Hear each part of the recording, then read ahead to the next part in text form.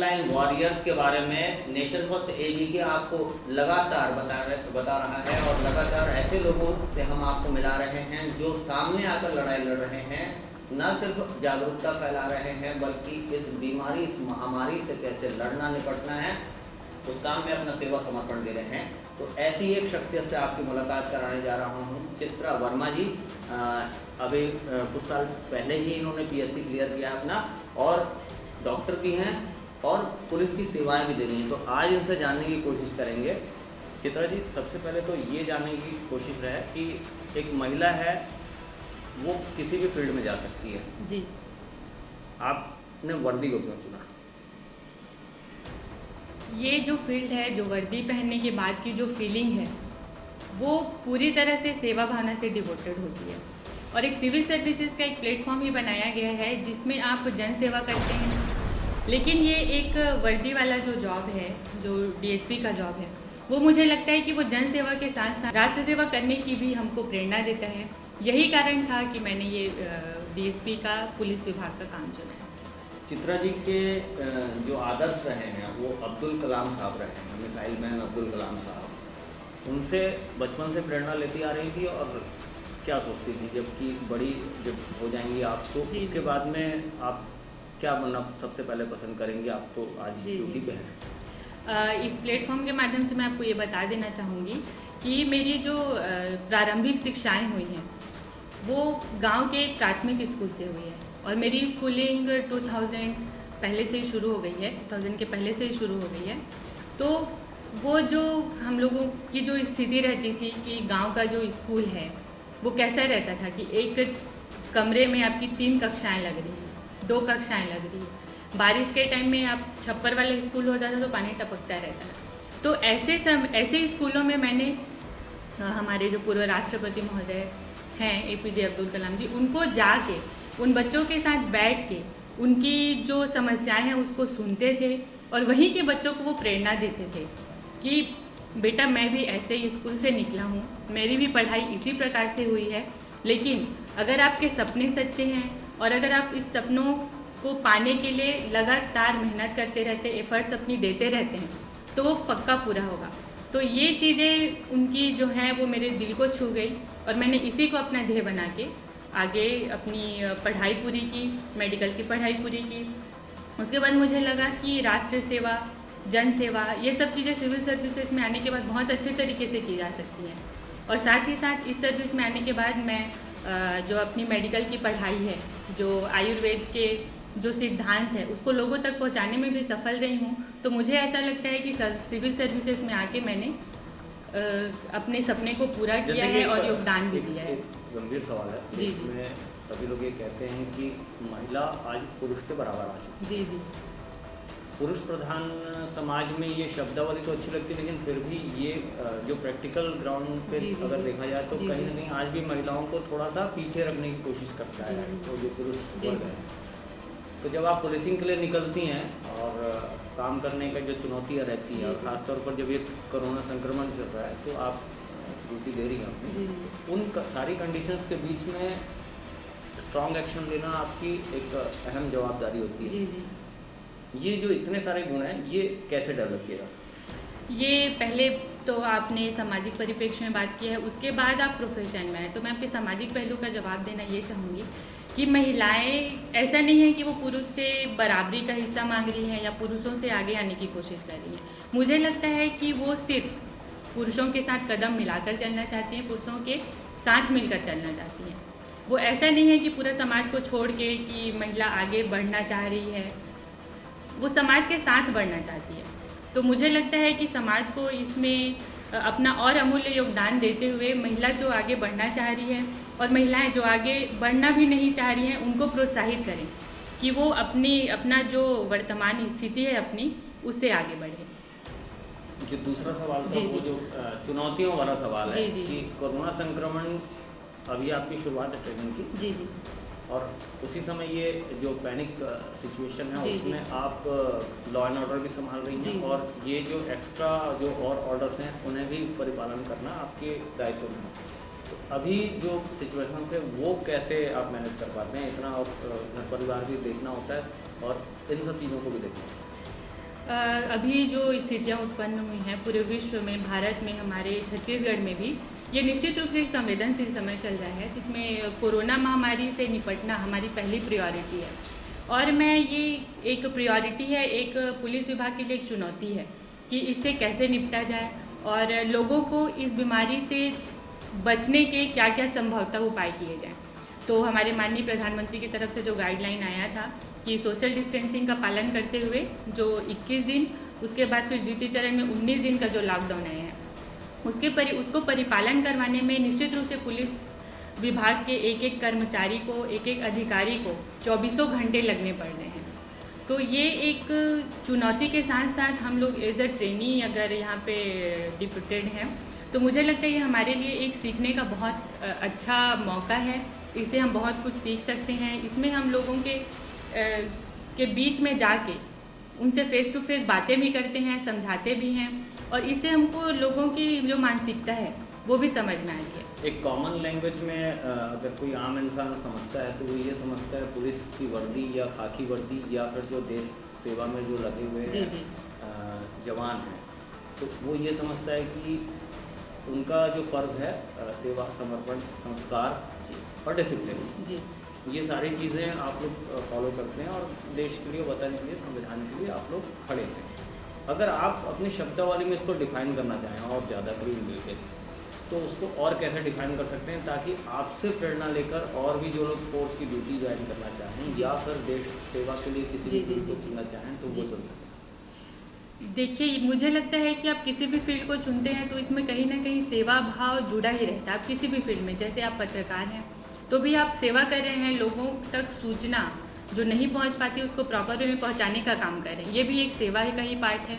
एक इंजीनियर जो काम करता है उसमें भी सेवा का पार्ट रहता है कि वो लोगों के जीवन को कैसे सुगम बनाए, उसके लिए वो अपने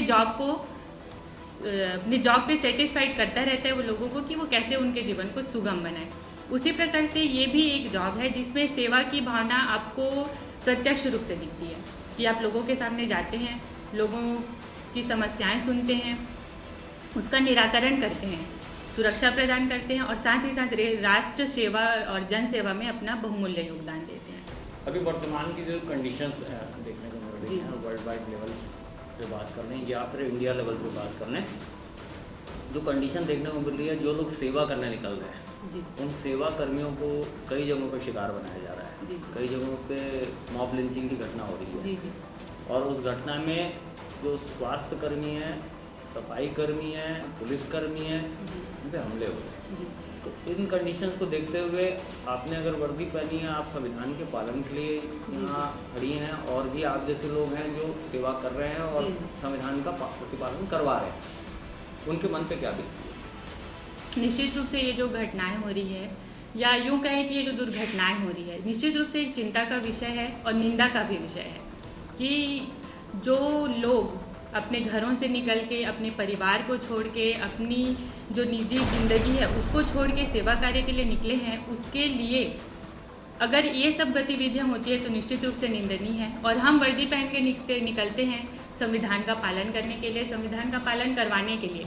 जो अभी स्थितियाँ चल रही है कि लॉकडाउन का पालन करना है, उसके अनुशासन को नियत रूप से बनाने के लिए निकलते हैं।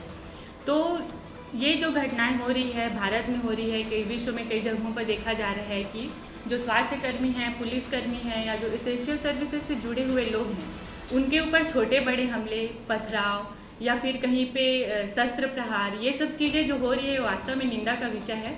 तो मैं इस प्लेटफॉर्म के माध्यम से, इस इंटरव्यू के माध्यम से आप सभी से अपील करना चाहूँगी कि ये लोग आपके लिए निकले हैं, आपकी सेवा के लिए निकले हैं, आपको कोरोना वायरस से बचाने के लिए निकले हैं, तो आप इनका सहयोग करें। और अगर आपके आसपास इस तरह के कोई तत्व हैं जो कि इन सब दुर्घटनाओं को अंजाम दे सकते हैं, तो अपने तरफ से भी आप एफर्ट करिए कि ये सब चीज़ें ना हों। आप घर में रहिए, सुरक्षित रहिए। अगर आपकी व्यक्तिगत बात करें तो जैसे आप फोर्स में नहीं रहते तो क्या? सिविल सर्विसेज में आने का सपना मेरा पहले से ही रहा है। और जैसे कि पूछते हैं कि आप मेडिकल फील्ड में थी, फिर आप सिविल सर्विसेज में आ गई, तो ये मेडिकल फील्ड में जाना और वहाँ की पढ़ाई पूरी करना एक तरह से मेरी एक ज़रूरत थी, क्योंकि मैं एक मिडिल क्लास बैकग्राउंड से बिलोंग करती हूँ, जहाँ पे आपको सपने से ज़्यादा पहले अपने फ्यूचर को सिक्योर करना होता है। वो फील्ड मेरे पास था, मेरा फ्यूचर सिक्योर था, लेकिन मुझे एक पढ़ाई के दौरान ही एहसास हुआ कि अगर मैं सिविल सर्विसेज ज्वाइन करती हूँ तो प्रशासन का दायरा काफ़ी बड़ा है, मुझे सेवा करने का ज़्यादा मौका मिलेगा। और रही बात कि मेरा पुराना फील्ड छूट जाएगा, तो मेडिकल फील्ड मुझे लगता है ऐसा है और लोगों की स्वास्थ्य समस्याएं ऐसी है कि मैं कहीं पे रहकर भी अपनी सेवाएं दे सकती हूँ। तो फिर सिविल सर्विसेज में मतलब अब मेहनत बोले, मेरे परिवार का सहयोग बोले या फिर ऊपर वाले की दया बोले कि मेरा सिलेक्शन हो गया था। पुलिस की वर्दी पहने हुए और पुलिस जवान होते हुए आपको जो आपने सलाह दी है उसको लोगों ने गंभीरता सुना। अब एक डॉक्टर के नाते अगर किसी को इस कोरोना संक्रमण से बचना है जी जी, तो उसके लिए वो क्या कर सकता है, ये बताइए। ये बहुत अच्छा सवाल था और ये मेरे मतलब ज्ञान से जुड़ा हुआ सवाल है, इस वजह से मैं इसका आपके प्लेटफॉर्म के माध्यम से इसका जवाब देना चाहूँगी कि सबसे पहले तो आप लॉकडाउन का बहुत सही तरीके से पालन करें, घर में रहें, सुरक्षित रहें।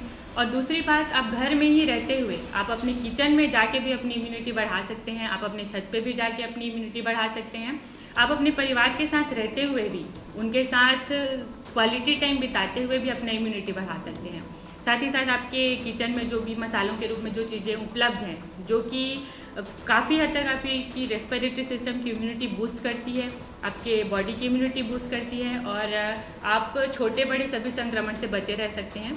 तो मैं आपको बताना चाहूँगी कि आप जीरा, अजवाइन, काली मिर्च और दालचीनी, तेज़पत्ता, इन सब मसालों का अधिक से अधिक उपयोग करें और ज़्यादा से ज़्यादा गर्म पानी का सेवन करें। आधे घंटे 1 घंटे में आप गर्म पानी पिएं। गर्म चीज़ें जैसे चाय हो गया, काढ़ा हो गया, सब चीज़ें रेगुलर बेसिस पे करते रहिए। एक अंतिम और बड़ा सवाल जी। डिसिप्लिन को सबसे फर्स्ट प्रायोरिटी पे माना जाता है जी। किसी भी पारिवारिक तंत्र की ओर देख लें, परिवार में भी डिसिप्लिन, स्कूल में भी डिसिप्लिन, पुलिस फोर्स में डिसिप्लिन।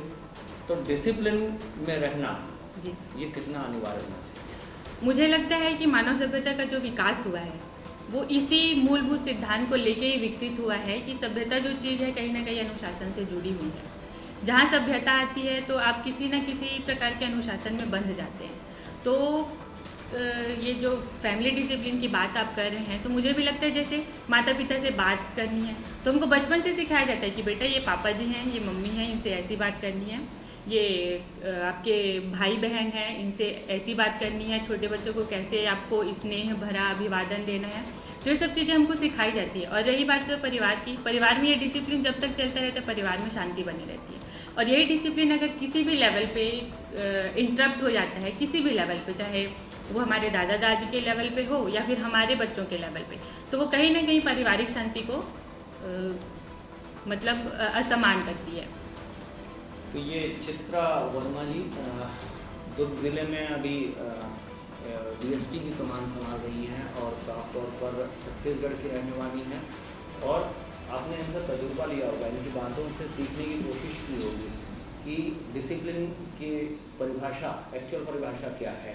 और साथ साथ कोई इंसान जब वर्दी को धारण कर लेता है या फिर जिम्मेदारी के एक बड़े बोझ को अपने कांधे पे उठाने की कला सीख लेता है, तो वो इंसान समाज के लिए कैसे समर्पित हो जाता है और दिन और रात समाज के लिए जीता है, अपनी खुद की निजी इच्छा छोड़ के। तो इनसे सीख ली जा सकती है और इन जैसे और भी कई प्रमाण हैं। आज आप देख सकते हैं समाज में कई वर्ग हैं बढ़कर सामने आ रहे हैं और एक महिला से बात करके और एक सशक्त महिला से आपको रूबरू कराने के पीछे कारण और मकसद ये है कि आगे आप इनसे प्रेरणा ले सकते हैं। और ये ज़रूर समझें कि अगर हम कल्पना चावला को जानते हैं, अगर हम गीता बबीता फोगाट को जानते हैं, तो ऐसे कई चेहरे हैं जो आज समाज के उत्थान के लिए, देश के उत्थान के लिए कहीं ना कहीं छुपे रूप में आपके सामने उतर कर ना आए हों, वो लोग भी अपना समर्पण दे रहे हैं। तो ऐसी सेवा शक्ति को, ऐसी मातृशक्ति को, ऐसी नारी शक्ति को हमेशा आप सम्मान की नज़र से देखें, उन्हें आगे बढ़ाने का प्रोत्साहन देते रहें और इनसे सीख लेकर आप अपने अंदर भी बहुत कुछ जागरूक कर सकते हैं। नेशन फर्स्ट एबी के न्यूज़ के लिए कैमरामैन आनंद राजपूत के साथ में।